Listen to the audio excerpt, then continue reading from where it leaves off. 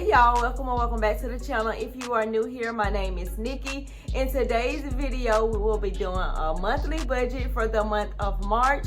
So let's get right into it. First thing I do is I take out my budget notebook. I will leave the link to this notebook down below if you are interested in just getting organized with your finances. The first thing I do is I turn to my undated monthly calendar, but my monthly calendar is actually already filled out for the month of March. And this is it right here. After I look over my monthly budget for the month of March, the next thing I do is I turn over to my payday or my paycheck worksheet, and because I have 5 worksheets inside of this budget notebook and I'm paid bi-weekly, I use one of the worksheets to actually create a monthly budget. So I'm going to show you how I actually create my monthly budget by using my budget categories. So the first thing I do is I white out paycheck and I actually put monthly budget, or I was supposed to put monthly budget, but I left out the L and the Y after month. And then once I write out the month that we're in, I write down how many times I'm actually paid in that month. So because I'm paid 3 times in the month of March, I budget each one of my paychecks to be $2,000. So that gives me a budgeted income of $6,000 for the month of March. The next thing I do is I focus on my categories. The first category is my savings, because that is the one that I'm most, it's the most priority of all of them. And my savings include retirement, which I'm budgeting at $296.43. Investing, I'm budgeting $202.11. And savings as my personal savings and the money for my home, I'm budgeting $750. Now in my savings category, this gives me a total budgeted savings of $1,248.54. The next category is my home category, and inside of my home categories are my rent and my utilities. And the reason why I included utilities inside of my home category is because I wanted to know how much does it actually cost me to just run my household with just keeping the lights on and things like that, the basic necessities. So my rent is $14.62. My water bill, I'm budgeting $85. Now my apartment complex is getting away with the water bill, so this month should be my last month paying water bill. So I'm not exactly sure how much it's gonna be, but I'm just gonna stick with the normal amount that I usually would budget for, and it's $85. Georgia Power, I am on the flat rate bill, but I do like to give myself a little bit of wiggle room. Not much to really work with. It's usually like around 179 something, but I'm just gonna round up and I'm gonna budget $180. My next expense inside of this category is life insurance. That's an automatic payment, and that's $11.50. My next expense is my phone bill, which is AT&T, and I budget $201 because it's usually around 247 cents, but I like to leave a little bit of wiggle room in there just in case maybe I go over some usage or something like that. The next expense is internet, and that's an automatic payment of $55. And then my next expense is aftercare. I pay aftercare fees every Monday for my son, and aftercare fees actually went up this month, $95 per week, which gives me a total budgeted amount of $380. My next category is food, and inside of my food category are groceries, which I'm budgeting at $250. Restaurants, because sometimes I like to go outside, meet up with friends and do content and things like that. So I like to leave me, some money in my spending account for food or restaurants or whatever, so that I could take care of that expense and don't have to pull money from other categories. So I'm giving myself $75 this month for restaurants. And then I'm giving myself $25 for fast food / iced coffee, because I love me some iced coffee, you guys. I try to go to the coffee shop at least once a week.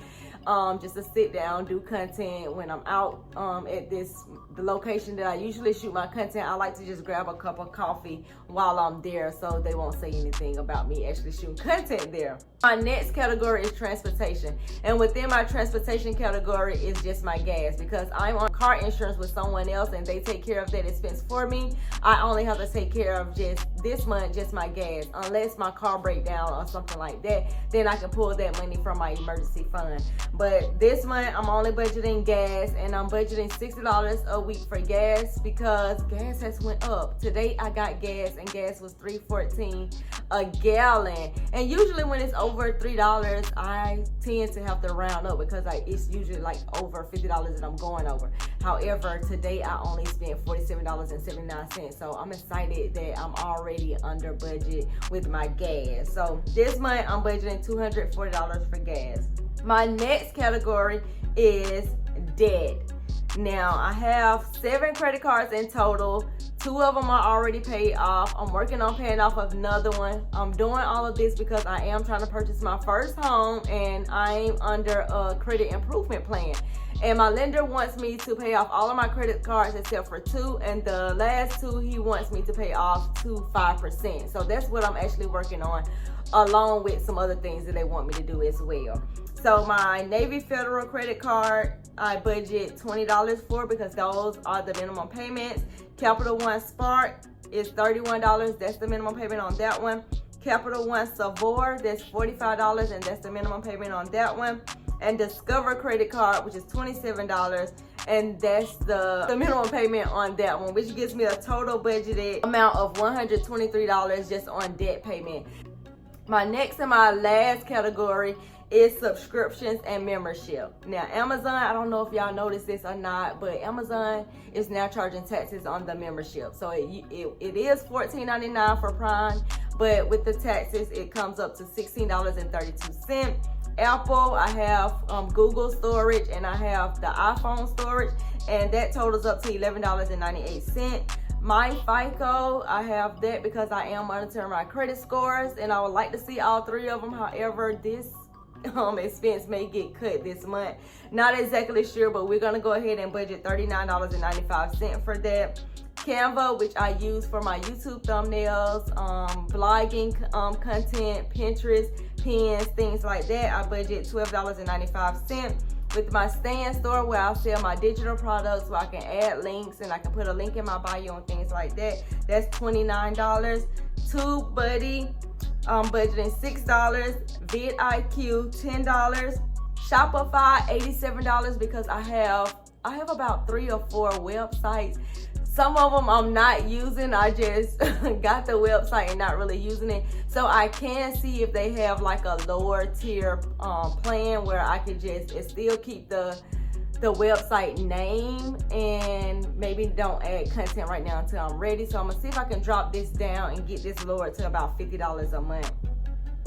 And then my last subscription is Erin on Demand. I'm in her YouTube membership or whatever, and I think that this expense is going to be canceled as well because I really don't attend any of the classes. Sometimes I just forget about them. I forget to add them to my calendar and things like that, and I want to make sure I'm attending or paying for things that I'm actually attending and can, get the benefits out of.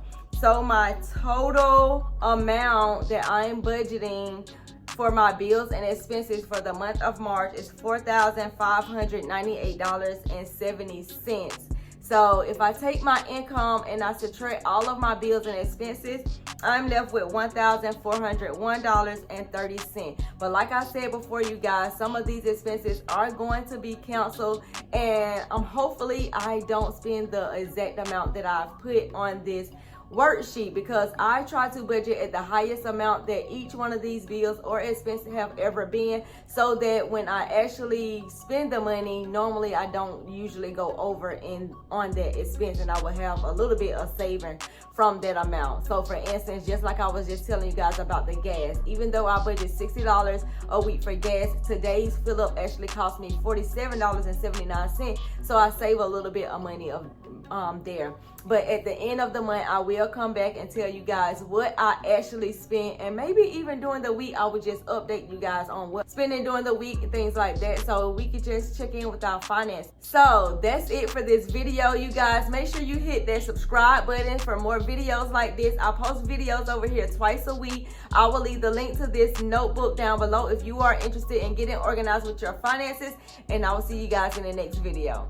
Bye.